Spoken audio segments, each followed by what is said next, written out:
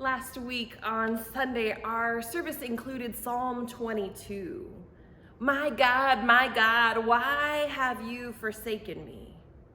Those are familiar words to many of us because we heard Jesus say them from the cross. And as he hung there, suffering, hurting, aching, physically, emotionally, spiritually, abused, betrayed, neglected by his friends, hated by those he didn't even know, we can absolutely empathize with his cry from the cross. My God, why have you forsaken me? And yet, when we find those words in the psalm, we're invited to sort of dig a little deeper, because the Psalms were the hymn book for the Jews, for the Israelites. And so for Jesus to say, my God, why have you forsaken me? It wasn't just a cry for help.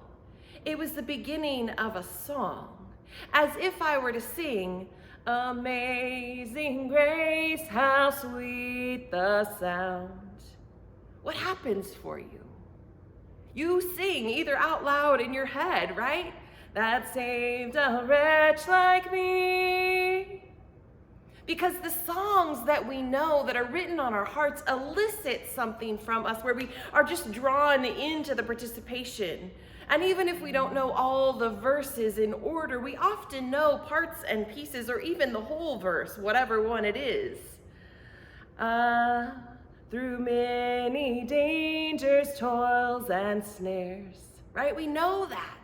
The Lord has promised good to me.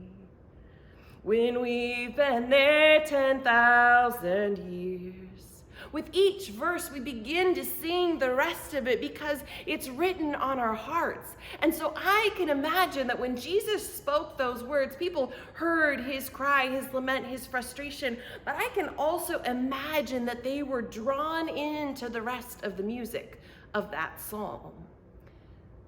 Music that says, God has been faithful.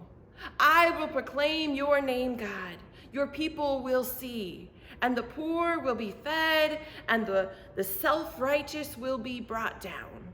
Not in those terms in particular, but in that sentiment. But I can imagine that the Israelites heard those words and heard that song, and it became flowing from their hearts. That even as he cried from the cross, they also heard his proclamation, I will glorify you in the congregation. I will sing your praises. And all of you who believe, sons and daughters of Jacob and Leah and Rachel, you are going to praise God too. Can you imagine being drawn to sing that song as you watched Jesus on the cross?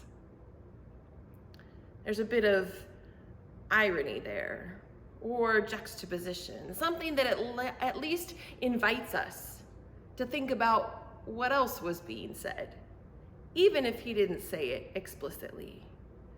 When we cry out in lament, God hears us, and we are invited to continue the story, one that says, but God has not forgotten us.